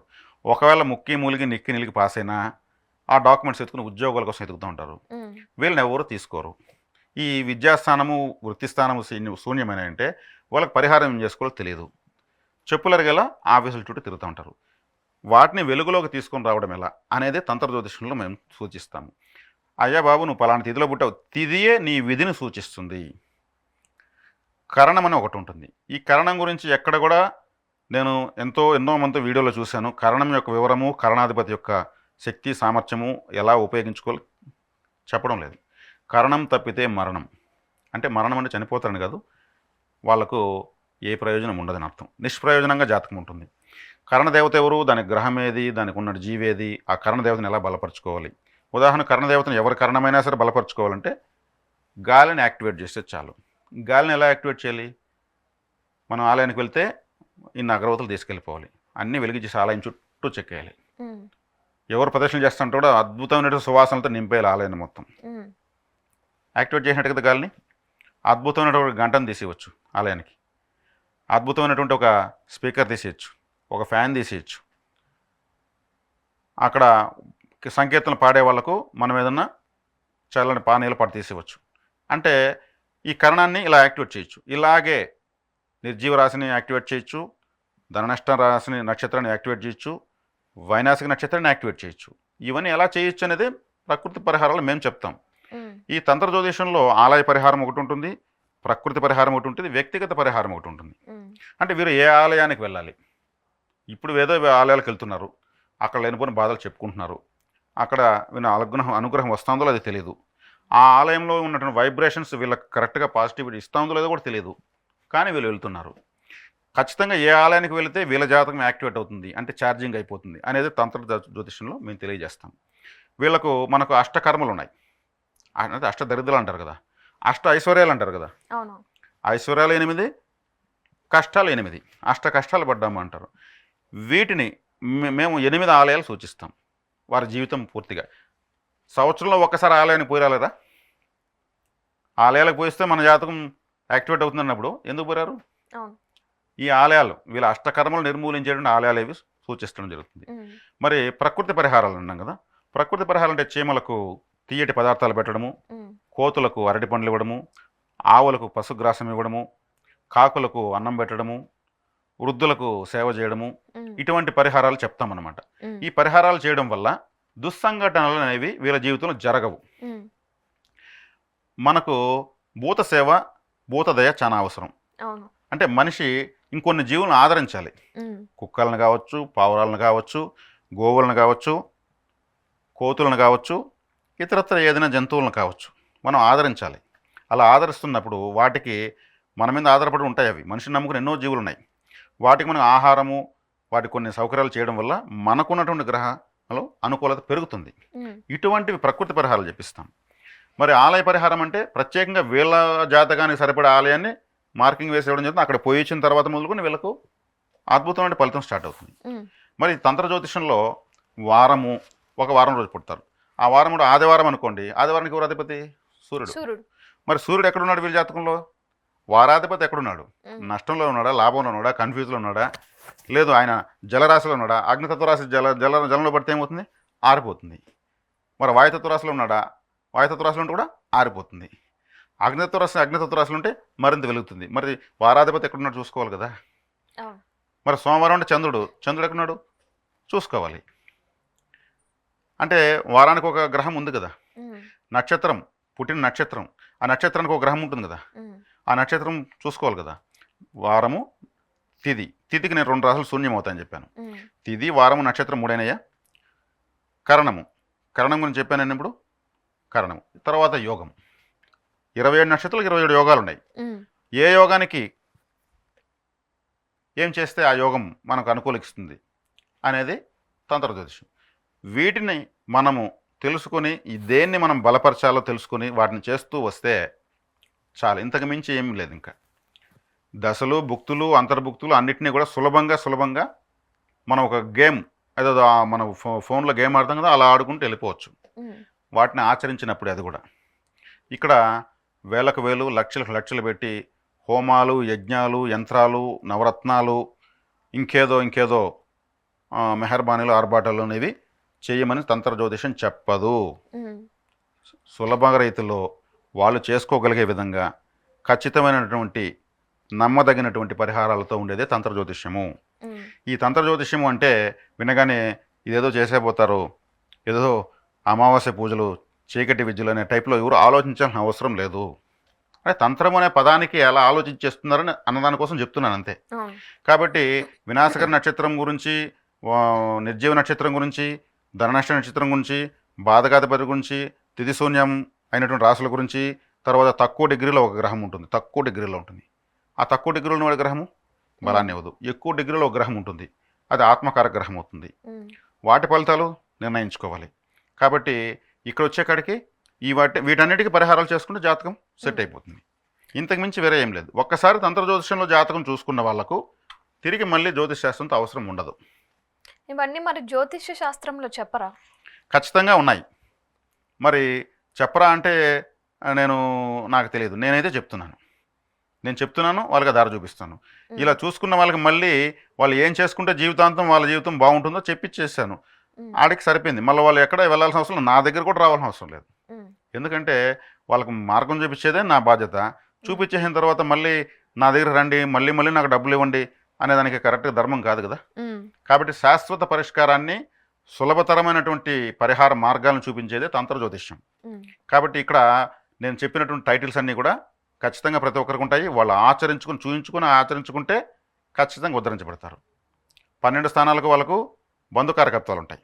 సప్తమ స్థానానికి భార్య, పంచమ స్థానానికి పిల్లలు, 4వ స్థానానికి తల్లి, 3వ స్థానానికి సోదరులు, 2వ స్థానానికి కుటుంబము, లగ్నానికి వారి యొక్క దేహము, లాభస్థానానికి జ్యేష్ఠ సోదర సోదరులు, స్నేహితులు, సమాజము, 12వ స్థానానికి విదేశీ ప్రయాణాలు, దూర విద్య, బెడ్ కంఫర్ట్సు, 10వ స్థానానికి వాళ్ళు చేసే వృత్తి, 9వ స్థానానికి వారి యొక్క తండ్రి, పితృదేవతలు, 8వ స్థానానికి వాళ్ళ అనారోగ్యాలు, వారి యొక్క ఆయుష్, దుస్సంఘటనలు, అదృష్టము దురదృష్టం 2 8వ స్థానంలో ఉంటాయి.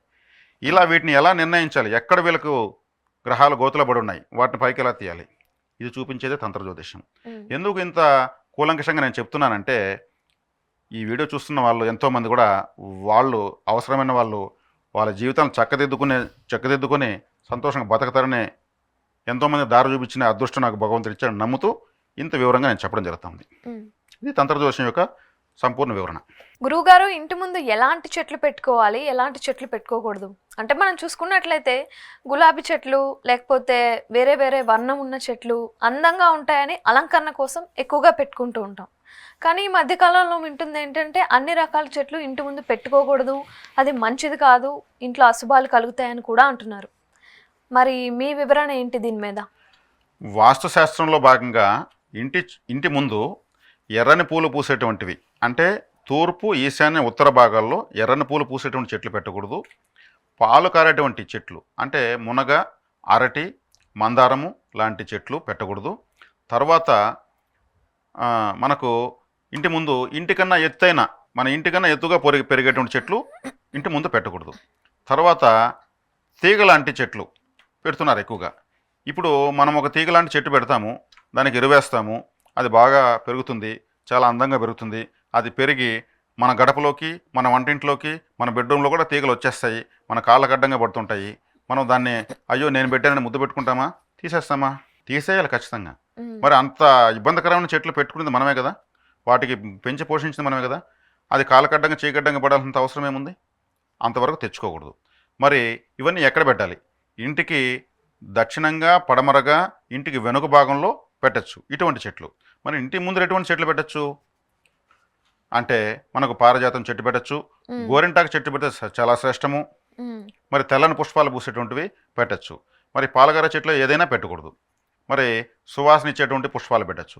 ఈరోజు ఎన్నో కొత్త వంగడాలు, రకరకాల మరి సంకర జాతి మొక్కలు పుట్టించి మరి మన నర్సరీలో అమ్ముతున్నారు. నేను ఎన్నో ఇండ్లకు వాస్తు చూశాను. ఆ ఇంటికి వెళ్ళేమో ఇంటిలోకి అడుగు పెట్టకముందే నాకు అర్థమైపోతుంది వీళ్ళు తీవ్ర అనారోగ్యాల పాలైనారు. వస్తున్న డబ్బులు వీళ్ళ ట్యాబ్లెట్స్కి మరి హాస్పిటల్కి కూడా చాలడం లేదు నాకు అర్థమైపోతుంది. ఆ చెట్లలో నుంచి ఒక విధమైన నెగటివ్ స్మెల్స్ రిలీజ్ అవుతుంటాయి. చెట్లు బాగుంటాయి చూడడానికి, ప్రతి చెట్లో నుంచి ఒక స్మెల్ వస్తుంది. అవును. ఆ ఆకులు రాలినప్పుడు, అవి పూత పూసినప్పుడు రకరకాలుగా వస్తాయి. అవన్నీ మిక్స్ అయ్యి అవి సరైన మన ప్రాచీనమైనటువంటి జాతులు కూడా కాదు. ఇప్పటి కాలానికి రకరకాలుగా సంకరజాత మొక్కలు అవి. వాటికి చీడపీడలు పట్టిపోయింటాయి. వీళ్ళ అనారోగ్యం అదేవిధంగా చీడపీడలు వెలకబట్టుంటాయి. ఇవన్నీ జాగా ప్రస్తుత మనకు స్థలం లేదని ఎక్కడ ప్లేస్ ఉంటే అక్కడంతా పెడేసి ఉంటారు. మా ఇంటి ముందు 100 చెట్లు 100 రకాల చెట్లు ఉన్నాయి. అందం కోసము, మంచిగా కనిపించాలి, అందం కోసం వికారంగా ఇంటి పరిసరాలు చేసేస్తున్నారు. ఈశాన్య మూల బరువులు పెట్టకూడదు. ఈ కుండీలో ఒక్కొక్కటి మనం ఎత్తలేనంత బరువు ఉంటుంది. ఆ కుండీలో ఉన్న చెట్టు ఎటువంటి నెగటివ్ వైబ్రేషన్ రిలీజ్ చేస్తుందో మనకు తెలియదు. దాన్ని పెట్టుకుంటూ వస్తారు. అది ఒక ప్రెస్టేజ్ అయిపోయింది, ఒక ఫ్యాషన్ అయిపోయింది. కానీ వీళ్ళ అనారోగ్యానికి ఎవరు బాధ్యులు? వీళ్ళే బాధ్యులు. నేను చెప్తాను మీకు, ఏ హాస్పిటల్కి ఎంత ఖర్చు పెడుతుందని అడుగుతాను నేను. మేమేమి తినకూడదండి, ట్యాబ్లెట్ తప్పితే అంటారు వాళ్ళు. చూపిస్తారు, డబ్బాలుగా ట్యాబ్లెట్ చూపిస్తారు. అంత వైద్యాన్ని వాళ్ళు తీసుకుంటూ ఉంటారు. ఆ మాత్రలు తినడం వల్ల నాలుగు పైన రుచి మొక్కలు నశించిపోయింటాయి. తీయటి పదార్థం తింటే కూడా వాళ్ళకి వికారంగా ఉంటుంది. అదే పరిస్థితి ఇంటి చుట్టూ ఆ చెట్లను అలాగా పెట్టుకోవడం వల్ల వాళ్ళు పూర్తి దుష్ఫలితాలను పొందుతున్నారు. ప్రత్యేకించి గోరింటాకు చెట్టు లక్ష్మీకరమైనటువంటి చెట్టు. పారిజాతం చెట్టు శ్రీకృష్ణుల వారు స్వర్గలోకాన్ని పోయి తీసుకొచ్చారు. తులసి చెట్టు పెట్టుకోవచ్చు. తులసి చెట్టు రిలీజ్ చేసేటువంటి ఆక్సిజన్ ఏ చెట్టు రిలీజ్ చేయదు. మరి ఇంటి ముందు చింత చెట్టు, చింతలు కొని తెచ్చిపెట్టు అని వాస్తులో ఒక ఇది ఉంది. అట్లా ఇంటి వెనక పెట్టుకోవాలి. అది చింత మంచిదే, కానీ ఇంటి ముందు ఉండకూడదు. అదేవిధంగా మునగ పెట్టకూడదు. మునగలో పాలు కారుతుంది. మునగ చెట్టు వేర్లు దాని యొక్క గాలి మనం ఆక్సిజన్ పీల్చకూడదు. మనం పీలుస్తున్న ప్రాణవాయువులోకి ఇతర చెట్లు దుష్ఫలితాల యొక్క వాయువు కలవకూడదు. కాబట్టి ప్రతి ఒక్కరూ ఇది ఆలోచించి నిర్ణయించుకొని పెట్టుకోవాలి. ఎక్కువ చెట్లు పెట్టుకోలేదేమన్నా దేవుడికి మొక్కుబడేం కాదు కదా, ఏది అవసరం అయితే పెట్టుకోవచ్చు కదా. మరి దీన్ని పెట్టుకొని మనం ఏదో చెప్తారు, సెల్ఫ్ గోల్ వేసుకుంటారంటారు కదా, అలా చేసుకుంటున్నారు. సింపుల్గా ఇంత చాలు. ఇంతకన్నా వివరణ కూడా ఇవ్వడం నాకు కూడా ఇష్టం లేదు. తులసి మొక్క పెట్టుకోవచ్చు, మనము గోరింట పెట్టుకోవచ్చు, పారిజాతం పెట్టుకోవచ్చు. మరి ఈ ముందులో ఉన్నటువంటి నిమ్మ, అదేవిధంగా రేగు, రోజా చెట్లు వీటిని పెట్టుకోవాల్సిన అవసరం లేదు. వాటి ముందు ఉన్నాయి కదా, మనకు చిలుకలు ములుకలుగా ఉంటుంది మన మనసు కూడా. పెట్టుకున్న వాళ్ళ ఇంట్లో కాడిపోయి అడిగితే వాళ్ళే చెప్పేస్తారు. మనకు కిచ్చిలి చెట్లు అంటారు, పచ్చగా మూసంబి టైప్ ఉంటాయి, అవి ఇంత కాయలు కాస్తాయి. ఆ చెట్టు కూడా పెట్టేస్తారు, తినడానికి ఉపయోగపడతాయని. వాటిలో ముండ్లు ఉంటాయి. వాటిని వెనక భాగంలో పెట్టుకోవచ్చు, లేదంటే మన పొలాలంటే పొలాల కాడ పెట్టుకోవచ్చు. అది ఇప్పుడు మరి రోజా చెట్టు అయితే అందరూ పెట్టుకుంటూ ఉంటారు, రోజా పువ్వులు అందంగా ఉంటాయని. రోజా చెట్టు ఇంటి ముందు పెట్టకూడదు అయితే? రోజా చెట్టు ఇంటి ముందు పెట్టచ్చు. ఆగ్నేయం వైపు, దక్షిణం వైపు, పడమర వైపు పెట్టుకోవచ్చు. నెగటివ్ వైబ్రేషన్స్ ఉన్నటువంటి అంటే ముండ్లు ఉన్నటువంటివి ఇంటి వెనక భాగంలో పెట్టుకోవాలి. అదే ఇంతకుముందు కూడా చెప్పాను నేను. ఇంటి ముందు భాగంలో పెట్టుకోవాల్సినవి పారిజాతము, గోరింట, తులసి ఇటువంటివి పెట్టుకోవచ్చు. అంటే మనకు ముండ్లు ఉన్న చెట్లు ఇంటి ముందరగా అర్హత లేదు పెట్టడానికి, వాటికి స్థానం లేదు. వెనుక భాగంలో కావాలంటే పెట్టుకోవచ్చు.